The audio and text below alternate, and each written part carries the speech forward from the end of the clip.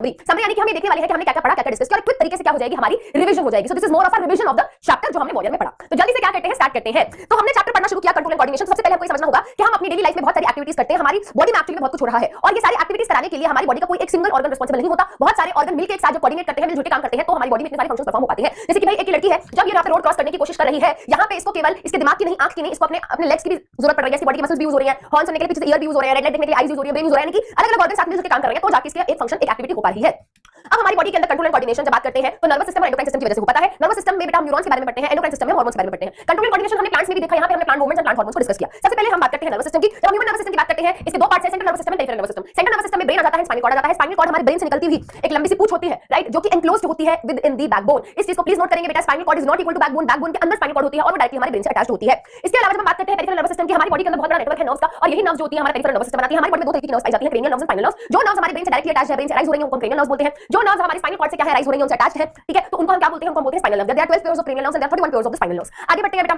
इसके बाद हमने देखा कि हमारी बॉडी के अंदर अलग-अलग क्या है, अलग-अलग तरीके के रिसेप्टर्स हैं जो हमें अलग-अलग तरीके के स्टिमुलाई को सेंस करने में मदद करते हैं। अब आप सोच रहे होगे कि स्टिमुलाई क्या होता है। तो स्टिमुलाई ऐसी कोई भी चीज जिसको बॉडी हमारी सेंस कर सकती है उसको स्टिमुलाई बोलते हैं। जैसे कि बेटा फोटो रिसेप्टर आईज में लाइट को सेंस करते हैं, ऑल्फैक्टरी रिसेप्टर नोज के अंदर स्मेल को सेंस करते हैं, गस्टेटरी रिसेप्टर हमारे टंग में होते हैं, टेस्ट को सेंस करने में मदद करते हैं, फोनो रिसेप्टर ईयर में होते हैं, साउंड को सेंस करने में हेल्प करते हैं, थर्मो रिसेप्टर स्किन में होते हैं, वो हीट या कोल्ड को सेंस करने में मदद करते हैं, नोसिसेप्टर स्किन में होते हैं, वो पेन को सेंस करने में मदद करते हैं। फिर हमने पढ़ा कि न्यूरॉन क्या होता है। देखो बेटा, न्यूरॉन एक सिंगल सेल होता है जो कि कुछ इस तरीके का दिखता है, इसको नर्व सेल भी कहा जाता है। इसका काम होता है सिग्नल्स को एक जगह से दूसरी जगह लेकर जाना। अब जब बहुत सारे न्यूरॉन इस तरीके के एक साथ आते हैं तो नर्वस टिश्यू बनता है। नर्वस टिश्यू से हमारे ऑर्गन जैसे कि ब्रेन एंड स्पाइनल कॉर्ड बनता है। स्पाइनल कॉर्ड, ब्रेन सब अलग-अलग ऑर्गन जब मिलते हैं तो नर्वस सिस्टम बनता है। फिर हमने न्यूरॉन का स्ट्रक्चर देखा, this is how a neuron look like. ये इसका मेन सेल बॉडी है, यहां से इसका साइटोप्लाज्म के जो ब्रांचिंग निकल रही है उसको डेंड्राइट्स बोलते हैं, ठीक है। यहां पे इसका साइटोप्लाज्म है, यहां पे इसका न्यूक्लियस, साइटोप्लाज्म में से सारे ऑर्गेनेल्स पड़े हैं। लंबी सी पूंछ निकल रही है जिसको एक्सॉन बोलते हैं।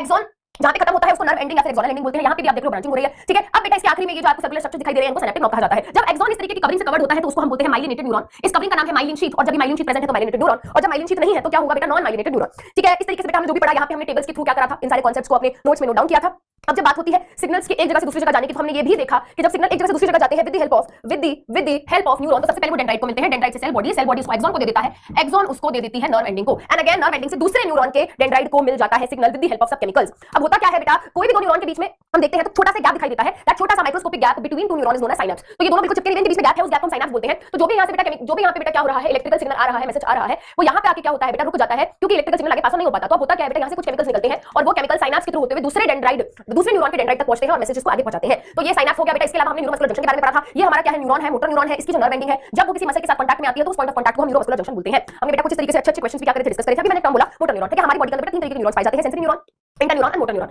बेटा वो न्यूरॉन जो क्या करते हैं, रिसेप्टर से स्टिमुलस को उठा के हमारे ब्रेन या स्पाइनल कॉर्ड तक पहुंचाते हैं, उन न्यूरॉन्स को हम सेंसरी न्यूरॉन बोलते हैं। ब्रेन या स्पाइनल कॉर्ड के अंदर न्यूरॉन्स पाए जाते हैं, इंटर न्यूरॉन, उनका काम होता है सेंसरी न्यूरॉन जो भी इंफॉर्मेशन लाया है उसको पिक करके मोटर न्यूरॉन को देना। मोटर न्यूरॉन उस इंफॉर्मेशन को, उस मैसेज को, सिग्नल को लेके इफेक्टर के पास लेके जाता है। इफेक्टर को जैसे ही सिग्नल लेता है, इफेक्टर काम करता है, कुछ मूवमेंट कराता है, यानी कुछ रिस्पांस जनरेट कराता है, एंड